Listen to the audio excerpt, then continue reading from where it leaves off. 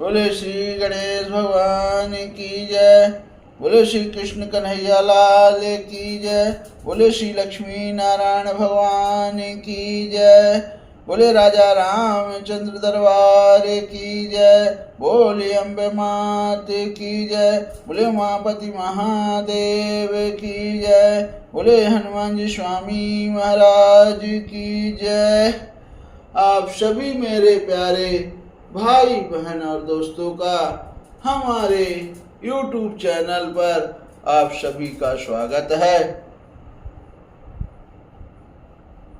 जो भाई बहन पहली बार आए हों हमारे वीडियो पर, चैनल को सब्सक्राइब ना किए हों तो चैनल को ज़रूर से ज़रूर सब्सक्राइब करें और मुझे भी आगे बढ़ने का आप अपने भाई को मौका दें।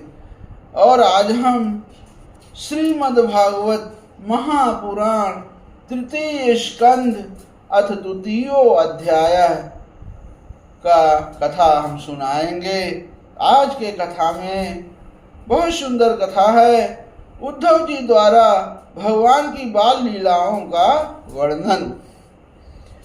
श्री सुखदेव जी कहते हैं, जब विदुर जी ने परम भक्त उद्धव से इस प्रकार उन्हें उनके प्रीतम श्री कृष्ण से संबंध रखने वाले बातें पूछी, तब उन्हें अपने स्वामी का स्मरण हो गया है और वे हृदय भर आने के कारण कुछ भी उत्तर ना दे सके।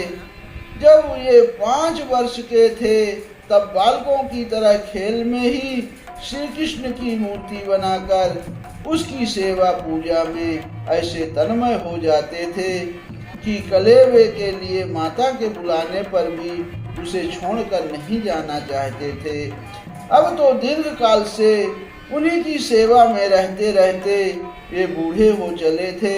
अतः विदुर जी के पूछने से उन्हें अपने प्यारे प्रभु के चरण कमलों का स्मरण हो आया। उनका चित्त विरह से व्याकुल हो गया। फिर वो कैसे उत्तर दे सकते थे। उद्धव जी श्री कृष्ण के चरणारविंद मकरांद सुधा से सारोवर होकर 2 घड़ी तक कुछ भी नहीं बोल सके।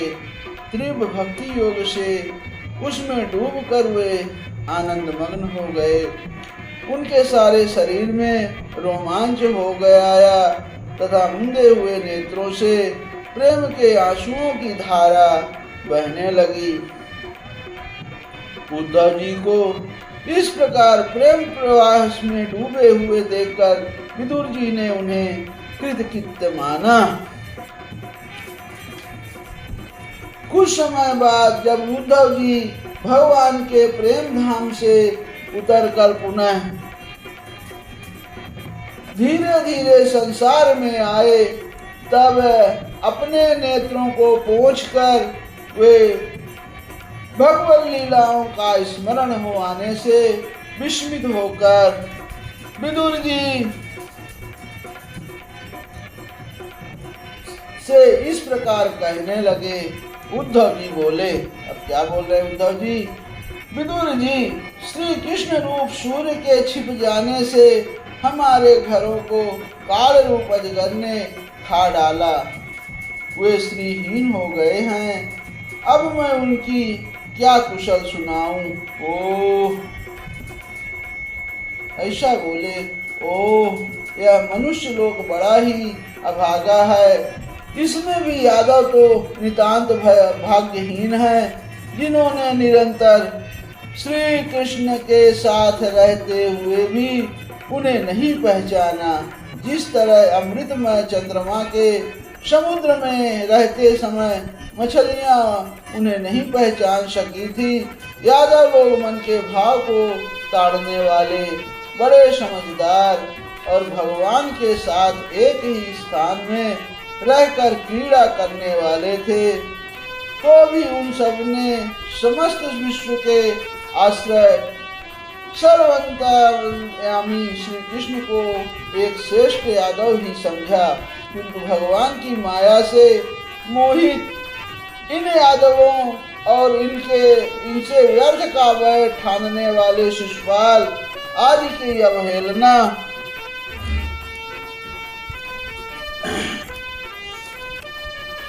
और निंदा सूचक वाक्यों से भगवत प्राण महानुभावों की बुद्धि भ्रम ही में नहीं पड़ती थी।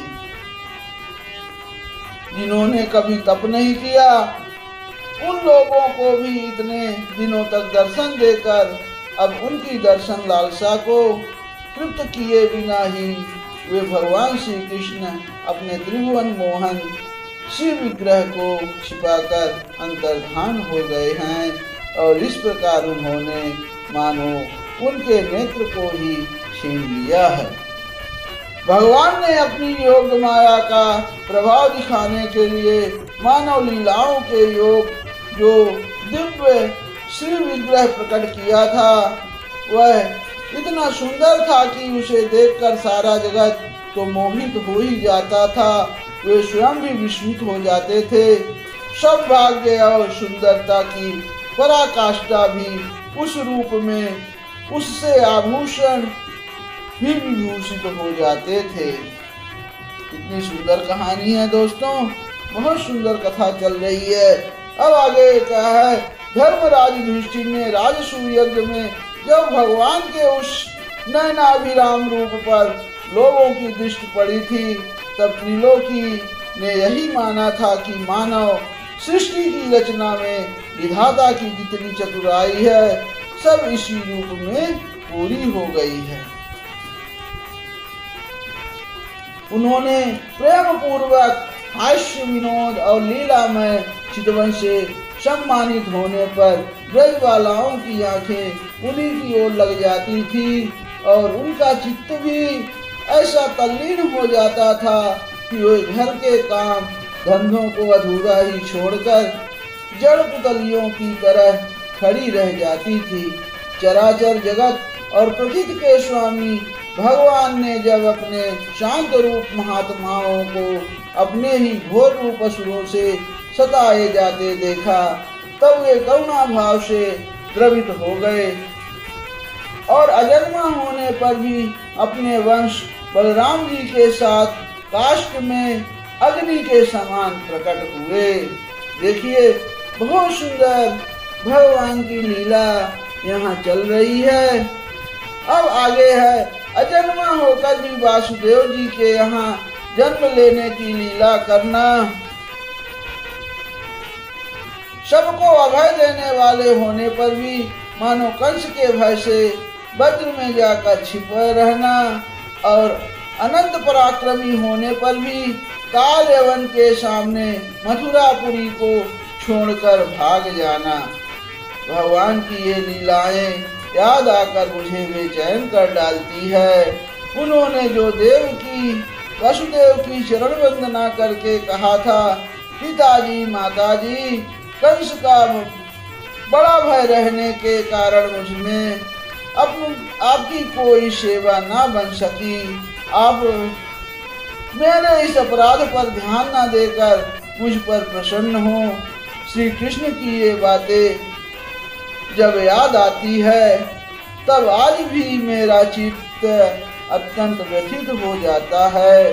जिन्होंने काल रूप अपने भ्रुकुटी विलास से ही पृथ्वी का सारा भार उतार दिया था और उन श्री कृष्ण के पाद पद्म पराग का सेवन करने वाला ऐसा कौन पुरुष है जो उसे भूल सके। आप लोगों ने राजसूय यज्ञ में प्रत्यक्ष ही देखा था कि श्री कृष्ण ने द्वेष करने वाले शिशुपाल को यह सिद्ध मिल गई। जिसके बड़े बड़े योगी भली भांति योग साधना करके स्पृहा करते रहते हैं, उनका विरह भला कौन सह सकता है। शिशुपाल के ही समान महाभारत युद्ध में जिन दूसरे योद्धाओं ने अपनी आंखों से भगवान श्री कृष्ण के नयनाभिराम मुख कमल का मकरंद पान करते हुए अर्जुन के बाणों से बिंधकर प्राण त्याग किया, वे पवित्र होकर सब के सब भगवान के परम धाम को प्राप्त हो गए। स्वयं भगवान श्री कृष्ण तीनों लोकों के आधीश्वर हैं, उनके समान भी कोई नहीं है, उनसे बढ़कर तो कौन होगा। वे अपने स्वतः सिद्ध ऐश्वर्य से ही सर्वदा पूर्ण काम हैं। इंद्रादि असंख्य लोकपालगण नाना प्रकार की भेंट लाकर अपने अपने मुकुटों के अग्रभाग से उनके चरण रखने की चौकी को प्रणाम किया करते हैं। विदुर जी वही भगवान श्री कृष्ण राज सिंहासन पर बैठे हुए उग्रसेन के सामने खड़े होकर निवेदन करते थे, देव हमारी प्रार्थना सुनिए। उनके इस सेवा भाव की याद आते ही हम जैसे सेवकों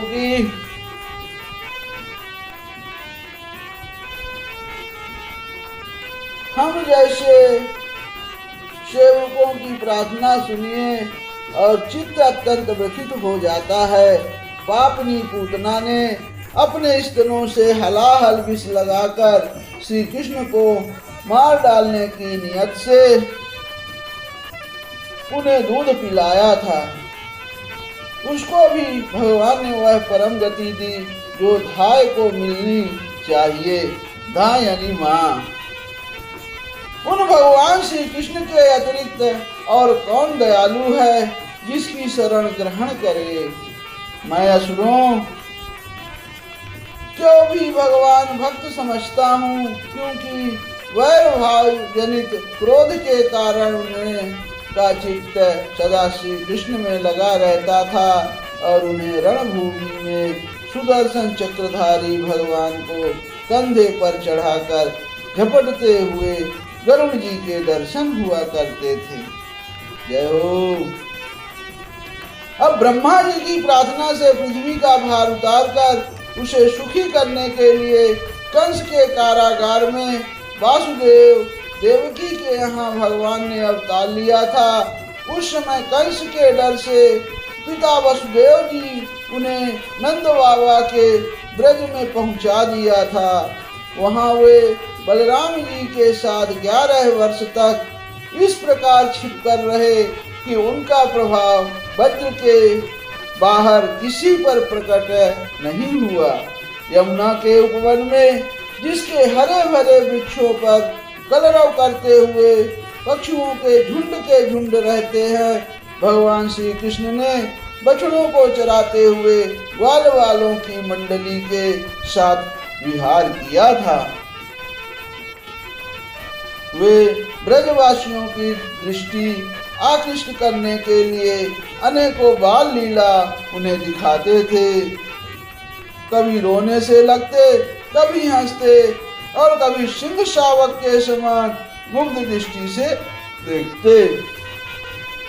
फिर कुछ बड़े होने पर वे सफेद बैल और रंग बिरंगी शोभा की मूर्ति गौओं को चराते हुए अपने साथी गोपों की बांसुरी बजा बजा कर रिझाने लगे। इसी समय जब कंस ने उन्हें मारने के लिए बहुत से मायावी और मनमाना रूप धारण करने वाले राक्षस भेजे, तब उनको खेल ही खेल में भगवान ने मार डाला, जैसे बालक खिलौनों को तोड़ फोड़ डालता है। कालिया नाग का दमन करके विष मिला हुआ जल पीने से मरे हुए ग्वाल वालों और गौओं को जीवित कर उन्हें काली दहन का निर्दोष जल पीने की सुविधा कर दी। भगवान श्री कृष्ण ने बढ़े हुए धन का सदव्यय कराने की इच्छा से श्रेष्ठ ब्राह्मणों के द्वारा नंद बाबा से गोवर्धन पूजा रूप वो यज्ञ करवाया। भद्र, इससे अपना मान भंग होने के कारण जब इंद्र ने क्रोधित होकर वज्र का विनाश करने के लिए मूसलाधार जल बरसाना आरंभ किया, तब भगवान ने करुणावश खेल ही खेल में छत्ते के समान गोवर्धन पर्वत को उठा लिया और अत्यंत घबराए हुए ब्रजवासियों की तथा उनके पशुओं की रक्षा की। संध्या के समय जब सारे वृंदावन में शरद के चंद्रमा की चांदनी छिटक जाती, तब श्री कृष्ण उनका सम्मान करते हुए मधुर गान करते और गोपियों के मंडल की शोभा बढ़ाते हुए उनके साथ रास विहार करते। इति श्रीमद्भागवते महापुराणे पारमहंस्यां संहितायां तृतीये स्कन्धे विदुरोद्धव संवादे द्वितीयो अध्याय समाप्तः। बोले श्री कृष्ण कन्हैया लाल की जय।